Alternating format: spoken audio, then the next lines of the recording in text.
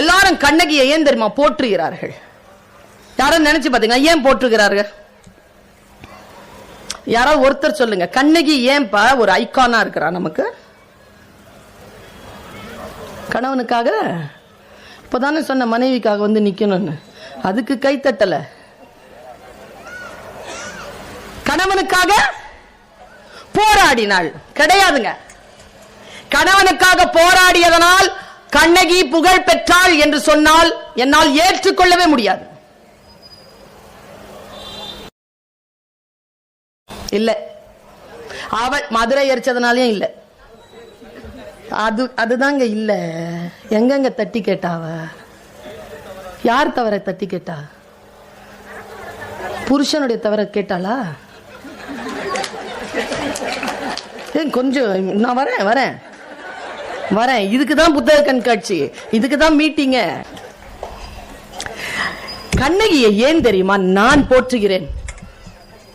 நான் போற்றுவதற்கான ஒரே காரணம்ங்க, நான் இந்த காட்சியை சொல்லிடுறேன்ப்பா, இந்த சொல்லை மந்திரமா எடுத்துக்கோங்க.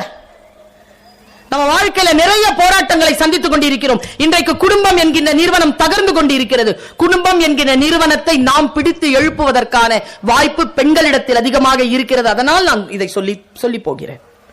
நான் பெண்ணியம் பேசுவதில்லை. அதைத்தான் தமிழச்சி தங்கப்பாண்டியன் அவர்கள் சூட்சுமமாக சொல்லி போனார்கள். பெண்ணியம் என்பது குடும்பம் என்ற நிறுவனத்தை தகர்ப்பது. குடும்பம் என்ற நிறுவனத்தில் எனக்கு உடன்பாடு உண்டு. நான் பேசுவது பெண் விடுதலை, பெண்ணியம் அல்ல. பெண் விடுதலை இதோ பேசிவிட்டு போகிறேன். கண்ணகி உட்கார்ந்து இருக்காப்பா, ஒரு காட்சி எல்லாரும் ஆன் பண்ணுங்க. ஒரு கேமரா ஒண்ணு இருக்குது உள்ள, கடவுள் வச்ச கேமரா. இந்த சனியனையே புடிச்சிட்டு சுத்துறதுனால இந்த கேமரா ரஸ்டா இருக்கு. கேமரா ஓபன் பண்ணுங்க. இந்த மாதிரி ஒரு தூண், ஒரு வீடு, உட்கார்ந்து இருக்கா எங்க அம்மா கண்ணகி. சரசரன்னு சத்தம் கேக்குது, யாரோ வீட்டுக்குள்ள வர்றாங்க. அப்படி யாரும் வீட்டுக்குள்ள வந்துட முடியாது. வந்துட்டாங்க, வந்து பக்கத்துல நிக்கிறாங்க. நான் சொல்லுவது சிலப்பதிகாரம். இப்படி பாக்குறா, இப்படி அண்ணாந்து பாக்குற, எங்கேயோ பார்த்த மாதிரி இருக்குது. கோவல 12 வருஷமா போயிட்டாங்க. இல்ல, போய் எவளோடைய வாழ்ந்து புள்ள பெற்றிருக்காங்க. திரும்பி வரான், வந்து இப்படி நிக்கிறான். அவ பாக்குறா, ஒண்ணு செய்யலைங்க அந்த அம்மா, ஒரு கண்ணீர் கிடையாதுங்க. நாம என்னங்க பண்ணுவோம்? அப்படி யாராவது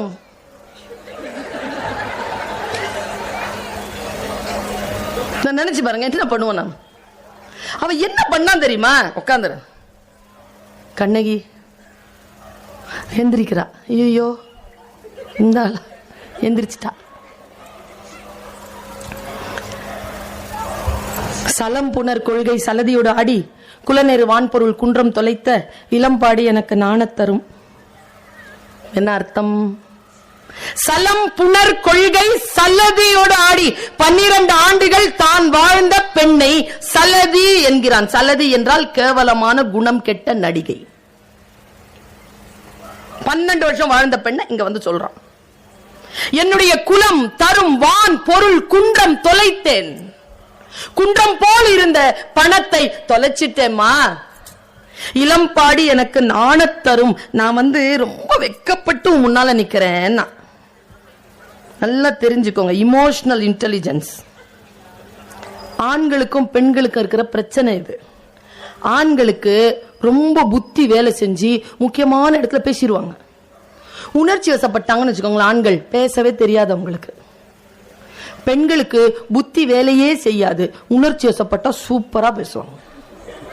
இது 2 பேருக்கா இருக்கிற டிஃபரன்ஸ். இந்த ஆண்கள் சண்டை போடும்போது பாத்திருக்கீங்களா? குடும்பத்தில் அப்பதான் ஸ்டார்ட் ஆயிருக்கும் சண்டை. இப்ப நீ கடைசியா என்ன சொல்ற? இன்னும் ஆரம்பிக்கவே இல்லை சண்டை, வெயிட் பண்ணு, முடிஞ்ச அப்புறமா சொல்றேன். இப்ப கடைசியா நீ என்ன சொல்றனா, இளம்பாடி எனக்கு நாணத்தரும்னு வந்து நின்ன உடனே அப்படியே ஒரு ரீவைண்ட் பண்ண அவன் சொன்னதை. ஓ, நடிகை பின்னால போய் காசு தொலைச்சதுக்காக வந்திருக்கிறியா? No problem. காசு இல்லைங்கிறதுனால நினைக்காத. கீழே குனிஞ்சா, நல்ல வேளை அவ வீட்டுல செருப்பு போடுறது இல்லை. அவன் அப்படி பயந்தான் ஒரு நிமிஷம், என்னடா இது கீழே குனியுதேன். செலம்பெடுத்தா, காசெல்லாம் போயிடுச்சுலாம் கவலைப்படாத. பரத்தை வீட்டுக்கு போறதுக்கு தானே எல்லாம் தான் அழிச்சல. இதோ சிலம்பு இருக்கு, எடுத்துட்டு போ.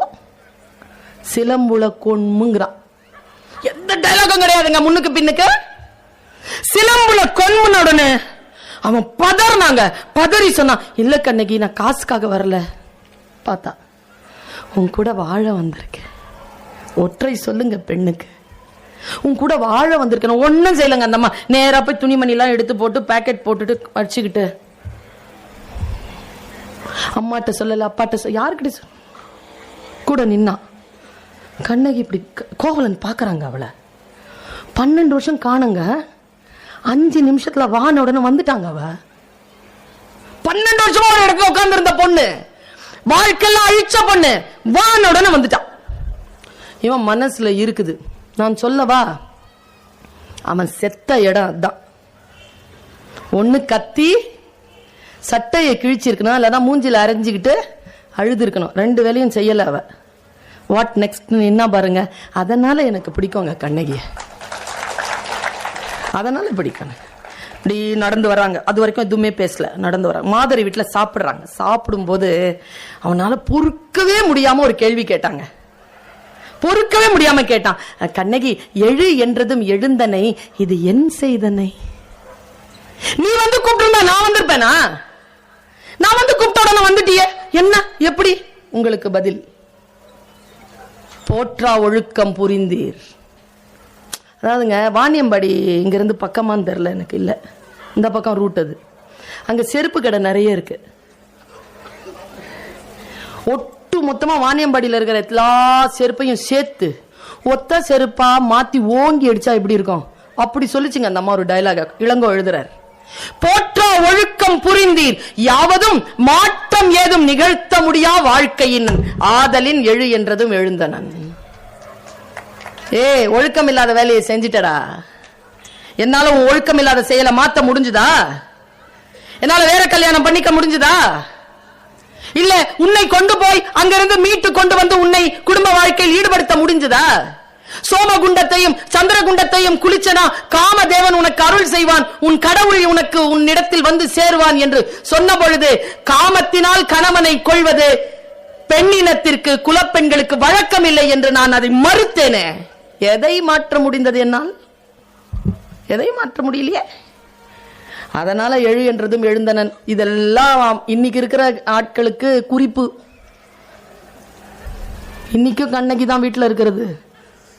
ஆனால் மாற்றம் யாவும் நிகழ்த்தக்கூடிய ஆற்றல் பெற்றவளாக அவள் இருக்கிறாள் என்பதனை மட்டும் புரிந்து கொள்ளும். அந்த இடத்துல அவன் நின்று களமாடினால. ஒன்னு விஷயம் சொல்ற, உங்களுடைய மனதரையில் எழுதிவிட்டு போங்கள். கோவலனை கொன்றது கோவலனின் தீவினை கிடையாது. இது மந்திர சொல்.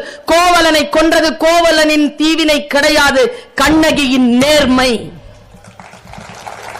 கண்ணகியின் நேர்மை அவனை கொன்றது. நீங்க நேர்மையா மட்டும் இருந்து பாருங்க, இது மந்திர சொல். யாரை நினைத்து ஏங்கினீர்களோ, யாருக்காக நீங்கள் அழுது கண்ணீர் வடித்தீர்களோ, உங்களிடத்தில் அறம் இருந்தால் அந்த நபர் அல்லது அந்த பொருள் அல்லது அந்த சூழல் உங்கள் காலடியில் வந்து அப்படி சோழி மாதிரி விழும். இது